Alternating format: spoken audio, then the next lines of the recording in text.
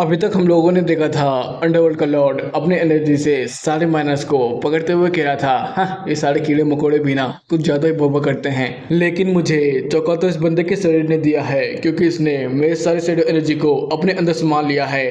अब मुझे देखना है जब इस बंदे को मेरी ताकत मिल जाएगी तब ये क्या क्या कारनामा करके दिखाता है। एपिसोड की स्टार्टिंग में हम लोग देखते हैं सभी मानव काफी ज्यादा डर चुके थे और डरते हुए कह रहे थे, हमें जाने दो, हमें जाने दो, तुम हमारे साथ ऐसा नहीं कर सकते हो, प्लीज प्लीज हमें जाने दो। ये सब तो बस हम लोग जिंदा रहने के लिए कर रहे थे, हमारे परिवार के लिए कर रहे थे, प्लीज समझने की कोशिश करो और हमें जाने दो। तभी पीछे वाला बंदा कहता है, हाँ हाँ हमें हमें जाने दो, प्लीज हमें जाने दो। वैसे भी अगर हम तुम्हारे साथ ऐसा ना करते थे तुम कभी अवेकनर भी नहीं बन पाते, प्लीज प्लीज हमें जाने दो। ये सुनकर तो हमारा मैं कैरेक्टर उन्हें घूरते हुए कह रहा था, ओह मतलब कि तुम लोग कह रहे हो मैं तुम सबके मेहरबानी की वजह से ही अवेकनर बना हूँ, तब तो मुझे तुम सबको धन्यवाद बोलना चाहिए है ना। नहीं नहीं, इसकी इसकी कोई जरूरत नहीं है, हमें हमें धन्यवाद नहीं चाहिए, बस बस तुम ऐसा प्रिटेंड करो यहाँ पर कुछ भी नहीं हुआ था और हमें यहाँ से जाने दो। हाँ हाँ प्लीज प्लीज हमें हमें यहाँ से जाने दो। फिर हमारा हीरो चुटकी मारते हुए कहता है, तो ठीक है, तुम लोगों ने जैसे मुझे मौका दिया था अवेकनर बनने का, वैसे ही मैं भी तुम सबको मौका दूंगा। फिर वो अपने एनर्जी से उनके मास्क को बाहर निकालने लगता है। ये देखकर तो सब लोग काफी ज्यादा पैनिक करने लगते हैं और चिल्लाते हुए कहते हैं, प्लीज प्लीज ली हमें हमें यहाँ से जाने दो, हमें हमें नहीं मरना है।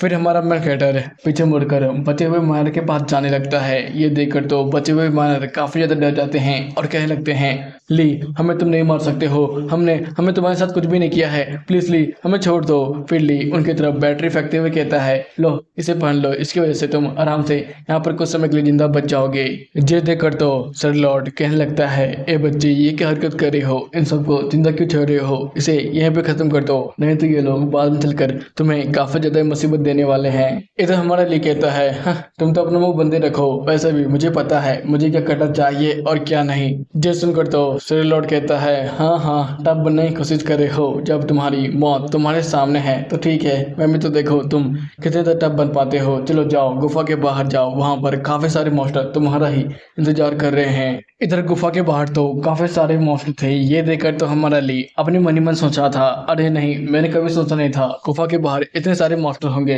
ये देखकर तो सर लॉर्ड कहता है, हाँ बच्चे क्या तुम अभी से डर गए, तो ठीक है मुझे अपने बॉडी हैंड ओवर कर दो, मैं इन सबको आराम से मसल सकता हूँ। ओह लगता है तुम अभी भी रेसिस्ट करना चाहते हो, लेकिन तुम्हारे पैर तो डर के मारे बुरी तरह से कांप रहे हैं। एक बार तुम फिर से सोच लो, क्योंकि तुम मेरी ताकत बगैर तो कुछ भी नहीं हो। इधर हमारा ली उन मॉन्स्टर के ऊपर रश करते हुए कहता है, मैंने कहा ना कि तुम्हें मुझे बताने की भी जरूरत नहीं है मुझे क्या करना चाहिए और क्या नहीं। जैसे वो मॉन्स्टर के ऊपर अटैक करने वाला था, लेकिन मॉन्स्टर तो काफी ज्यादा फास्ट था, वो उसके ऊपर लगातार अटैक किया जा रहा था। ये देखकर तो हमारा ली एक बार के लिए काफी ज्यादा चौंक चुका था, क्योंकि मॉन्स्टर सीधे उसके पीछे आ चुका था। फिर जैसे तैसे ली इस अटैक से भी अपने आप को संभालता है और जल्दी से पीछे हटते हुए अपने मन ही मन सोच रहा था, मेरा रिएक्शन स्पीड काफी ज्यादा बेहतर हो चुका है पहले से, लेकिन फिर भी ये मॉन्स्टर काफी ज्यादा ताकतवर है, अब लगता है मुझे अपनी नई ताकत का इस्तेमाल करना ही पड़ेगा। फिर वो अपनी सारी ताकत अपने हाथों में लाता है, जिसकी वजह से बहुत सारा शेडो एनर्जी उसके हाथों के चारों तरफ घूमने लगता है। ये देखकर तो सर लॉर्ड कहता है, हाँ शेडो सिस्टम मिलने के बावजूद भी तेरी ताकत बस इतनी ही है, मुझे लगा नहीं था तो इतना ज्यादा बेकार होगा। इधर हमारा ली जैसे ही बेकार वर्ड सुनता है उसे तो और भी ज्यादा गुस्सा आता है, जिसकी वजह से वो उस मॉन्स्टर के ऊपर एक जोरदार मुक्का मारता है और कहता है, तू तो अपना मुंह बंदी रख। फिर वो अपने मुक्के को देखते हुए कहता है, सचमुच मुझे विश्वास नहीं हो रहा है, मेरी ताकत क्या इतनी ज्यादा बढ़ गई है।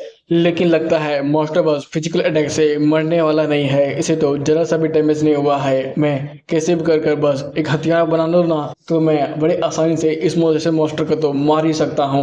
ये बोलने की बस देर थी, तभी शेडो एनर्जी एक डैगर का रूप ले लेती है। ये देखकर तो हमारा एमसी भी काफी ज्यादा चौंका हुआ था और कह रहा था, ये तो काफी ज्यादा कूल है, चलो देखते हैं इसकी ताकत कितनी है। इधर वो मॉन्स्टर फिर से हमारे मैकेटर के ऊपर अटैक करने के लिए आगे बढ़ ही रहा था। ये देखकर तो हमारा मैकेटर बड़ी तेजी से अपना डैगर चलाते हुए कहता है, इसे तो मैं एक पल में ही मार सकता हूँ। फिर वो हंसते हुए कहता है, सचमुच सचमुच मैंने एक मॉन्स्टर को मार दिया है। इससे पहले कि वो ज्यादा खुशी माना पाता, उसी समय दो मॉन्स्टर उसके ऊपर अटैक करने के लिए आगे बढ़ जाते हैं। ये देखकर तो हमारा मैकेटर काफी ज्यादा चौंक चुका था, तभी वो मॉन्स्टर उसके ऊपर अटैक करके उसे घायल कर देता है। लेकिन तभी हमारा एमसी सही मौका देकर उसके ऊपर दो बार अटैक करता है। फिर वो भागकर सीधे उस मॉन्स्टर के ऊपर अटैक कर उन्हें मारने लगता है और कहता है, चलो अब देखा जाए मेरी ताकत कितनी तक बढ़ चुकी है। ये बोलकर वो रश कर देता है और सारे मॉन्स्टर को मारकर वहाँ पर थके चोर बैठा हुआ था और कह रहा था सचमुच सचमुच मैंने ये कर दिखाया। तभी उसका शैडो सिस्टम एक्टिवेट होता है और उसे बताता है आपने सक्सेसफुली अपनी शैडो एनर्जी को ई लेवल तक इस्तेमाल कर लिया है, इससे आप ई लेवल के अवेकनर बन चुके हैं। सेंस शिफ्ट होता है हॉस्पिटल की तरफ, जहां पर नर्स बता रहे थे डॉक्टर इसे किसी तरह का गंभीर चोट नहीं लगी है, ना ही इसे कोई बीमारी है, इसकी वाइटल एनर्जी पूरी तरह से नॉर्मल है। मुझे समझ में नहीं आ रहा है ये बंदा अभी तक उठा क्यों नहीं है। फिर डॉक्टर उसकी रिपोर्ट को पढ़ते हुए कहते हैं तुम्हें चिंता करने की जरूरत नहीं है, ये बंदा नया नया अवेकन बना है जिसने डायमेंशनल पोर्टल के अंदर बहुत सारे मॉन्स्टर को मार गिराया है, जिसकी वजह से इसका स्टेमिना खत्म हो गया था और ये यहाँ पर बेहोश है। चिंता मत करो, ये जल्दी ही उठ जाएगा। इधर तो नर्स जैसे ही अवेकनर का नाम सुनती है वो तो काफी ज्यादा एक्साइटेड हो जाती है और कहने लगती है डॉक्टर डॉक्टर इसका लेवल क्या है, ये बंदा क्या सचमुच एक अवेकनर है। इधर डॉक्टर तो उसकी इस बिहेवियर को देखकर कह रहे थे तुम तो काफी ज्यादा एक्साइटेड हो लगता है, ठीक है जब ये उठेगा तो तुम पूछ सकती हो, चलो हमें दूसरे कमरे में भी पेशेंट को देखने जाना है।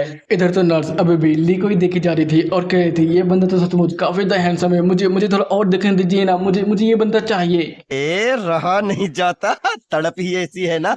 कुछ ही देर में शैडो लॉर्ड बाहर निकलते हुए कहता है हाँ ये मैं एक इंसान के शरीर में हूँ, वैसे तो इंसान सबसे कमजोर रेस में से एक माने जाते हैं, फिर भी ये बंदा एक ई रैंक का है। अरे यार मेरे शैडो एनर्जी का अवेकन करने के बाद कम से कम ये बंदा एस रैंक का नहीं तो ए बी या कुछ भी होता चल जाता, लेकिन ये तो एक ई रैंक का है। लेकिन फिर भी मुझे मानना पड़ेगा इस बंदे में कुछ ना कुछ तो काबिलियत है, क्योंकि इस बंदे ने मेरी एनर्जी का इस्तेमाल किया है, वो भी बस ई क्लास में रहते हुए भी। लेकिन फिर भी ये बंदा मेरी ताकत का ज़्यादा इस्तेमाल नहीं कर पाएगा, ये तो बस 1000 भाग में से बस एक ही भाग इस्तेमाल कर सकता है। इधर हमारा अपना कैरेक्टर जैसे ही अपनी आंखें खोलता है तो कहता है अबे यार तो फिर से यहाँ पर क्या कर रहा है एग्जैक्टली, मैं तेरा चेहरा देख देख कर थक चुका हूँ, तू बता यार तू आखिरकार है क्या। फिर से डिलॉर्ड बड़े ही गुस्से में कहता है तू कमजोर है इसका कीड़ा, मेरे सामने ज्यादा बकबक मत कर, तेरे को पता भी है तू किसके सामने अपना जवान खोल रहा है। मैं एंसन रूलर हूँ दूसरे वर्ल्ड का, तुझे पता भी है मेरे क्लैन के ही गद्दारों ने मुझे धोखा देकर अपने ही गद्दे से उठा दिया है, मुझे बदला लेना है तो जल्दी से अपना शरीर मुझे हैंड ओवर कर दे, जैसे ही तू ऐसा करेगा मैं अपने क्लैन के सारे गद्दारों को मार कर उसके बाद तुझे काफ़ी ज़्यादा ही इनाम देने वाला हूँ। जेसन कर्तोली कहता है क्या एक एंसेंट रूलर, लेकिन मैंने तो कभी भी किसी रूलर जैसे हीरो का नाम नहीं सुना है, तो आखिरकार है कौन। वैसे भी तू मुझे कीड़ा कह रहा है, अगर मैं सचमुच तेरे लिए एक कीड़ा हूँ तो फिर तो कीड़े का शरीर क्यों ही चाहता है। वैसे भी मैं किसी यगली और काले किस्म के इंसान को अपना शरीर तो देने वाला हूँ नहीं। इधर तो सेडलॉट कह रहा था क्या क्या कहा तूने, कॉकरोच अगली, मुझे काला आदमी कहा, तू जैसा कीड़ा इंसान, तुझे पता भी है मैं कौन हूँ। चलो छोड़ो ये सब बातों को छोड़ो, तुझे पता भी है तू यहाँ पर अभी तक जिंदा क्यों है, क्योंकि मुझे तुम्हारा शरीर चाहिए। अब जल्दी से मुझे अपना शरीर हैंड ओवर भी कर दे। फिर हमारा मन कैरेक्टर अपने मन ही मन सोचने लगता है आखिरकार ये है कौन, ऊपर से ये बस मेरा शरीर ही क्यों मांग रहा है। वहाँ पर तो काफी सारे ही लोग थे, उनका भी शरीर तो ये ले सकता था। मुझे समझ में नहीं आ रहा है कहीं इसकी एबिलिटी लास्ट की तो नहीं है, ये मेरा शरीर कंट्रोल करके कुछ ऐसा वैसा तो नहीं करने वाला है कि दिखने से भी लड़की की तरह लग रहा है, कहीं ये सचमुच कोई लड़की तो नहीं। नहीं नहीं नहीं नहीं, मैं कुछ ज़्यादा सोच रहा हूँ। वैसे भी मैं काफ़ी ज़्यादा हैंडसम हूँ, क्योंकि मेरे बाबा ने मुझे बहुत ज़्यादा अच्छे से खिलाकर हैंडसम बनाया है, क्योंकि इस दुनिया में जो हैंडसम नहीं होता है वो किसी काम का भी नहीं होता है। लेकिन जब से अवेकन हुए हैं तब से ये दुनिया पूरी तरह से बदल ही चुकी है, इसलिए मुझे समझ में नहीं आ रहा है मुझे क्या करना चाहिए। ये सब थॉट को सुनकर तो सेडलॉट काफ़ी ज़्यादा परेशान हो जाता है और कहने लगता है इनफ इनफ इनफ, ये बंदा आखिर ये क्या ही सोच रहा है। फिर वो उसके कॉल को पकड़ते हुए कहता है मुझे विश्वास नहीं हो रहा है कि मैंने गलती से एक ई रैंक के बंदे को चुन लिया है, इसलिए मैं तुमसे कह रहा हूँ चुपचाप अपनी बॉडी को हैंड ओवर कर दो।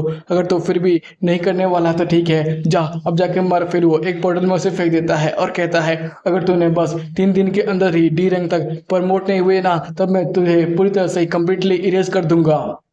फिर हमारा मार्केटर यहाँ वहाँ आसपास की चीज़ों को महसूस करते हुए कह रहा था आखिरकार मैं शायद हॉस्पिटल में था, लेकिन अब मैं कहाँ पर आ चुका हूँ ये सुनकर दो सेडलॉट कहता है बच्चे चिंता मत कर, ये तो बस एक ई रैंक का इंसेक्ट नेस्ट है, इसे तुझे क्लियर करना है 3 दिन के अंदर। वैसे मेड दुनिया में जब हेवनली मेंबर्स 18 साल के हो जाते हैं उन्हें एक बार मौका मिलता है इस तरह के डंजन को क्लियर करने का। अब मुझे देखना है तुम्हारे पास क्या सचमुच इतनी एबिलिटीज़ है कि तुम मेरे पावर्स को कंट्रोल कर पाओ या फिर नहीं। फिर हमारा मैकेटर आगे बढ़ते हुए कह रहा था, ओह मतलब कि तुम्हें जानना है कि मैं तुम्हारे शैडो एनर्जी का इस्तेमाल कर पाता हूँ या फिर नहीं, और मुझे 3 दिनों के अंदर ही इस ट्रायल को ख़त्म करना है। फिर वो जैसे ही आगे बढ़ने वाला था तभी वो कहता है, ये तो सील्ड आर्मर बीटल है। ये देखकर वो चौंक जाता है और कहता है, अरे नहीं, ये कैसे हो सकता है, मैं इसका स्पेसिस कैसे जान सकता हूँ। तभी सडलॉर्ड कहता है, बच्चे चिंता मत कर, जब भी तेरे पास सारा सिस्टम रहेगा तो आराम से ही मेरी नॉलेज का इस्तेमाल करते हुए हर एक बिस्टो के इन्फॉर्मेशन को जान सकता है। यह सुनकर तो हमारा मैकेटर अपने मन ही मन सोच रहा था, क्या सेल सिस्टम, ये सब सेल सिस्टम का कमाल है। फिर वो आगे बढ़ते हुए अपने डैगर से बड़ी तेजी से उस मॉन्स्टर के ऊपर अटैक करना शुरू कर जाता है और कहता है, मैं बड़ी तेजी से इस मॉन्स्टर के वीक पॉइंट को ढूंढने की अपनी पूरी कोशिश कर रहा हूँ, लेकिन वो मॉन्स्टर भी रुकता नहीं है। वो भी अपने मुंह से उसको खाने की अपनी पूरी कोशिश कर रहा था।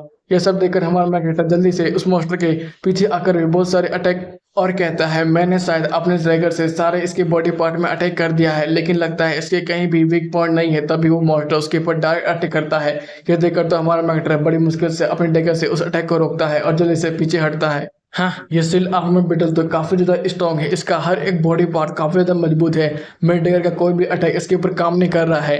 ये देखकर तो सडलॉर्ड जो से हंसते हुए कहता है, बच्चे ये सब यूजलेस है, क्योंकि तू कितना फोर्स का इस्तेमाल कर ले लेकिन फिर भी तो इस बीटल के इस आर्मर को नहीं काट पाएगा। ये सुनकर तो हमारा मैकेटर बड़ी तेजी से उस बीटल के ऊपर अटैक करते हुए आगे बढ़ता है और कहता है, इससे तुझे कुछ भी फर्क नहीं पड़ता है कि मैं कैसे लड़ता हूँ इस बीटल से। ये सुनकर तो सडलॉर्ड जो से हंसते हुए कहता है, ठीक है, अगर तू पहले इनसाइड मास्टर से हार गया तो मुझे मत कहना कि मुझे बचाओ, मुझे डर लग रहा है, मुझे इनसाइड मास्टर के हाथों नहीं मरना है। फिर हमारा मैकेटर उसके ऊपर लगातार अटैक किया कर अपने मन ही मन सोच रहा था, मैं बस इसके बिग पॉइंट को देखना चाहता हूँ। लेकिन तभी वो इनसाइड मास्टर उसके ऊपर काफ़ी जोर का अटैक करता है, जिसकी वजह से हमारा मैकेटर बहुत दूर जाकर एक दीवार से टकराता है और सीधे जमीन पे गिरता है। लेकिन वो देखता है कि उसका खून उसके कंधों पे लगा हुआ है।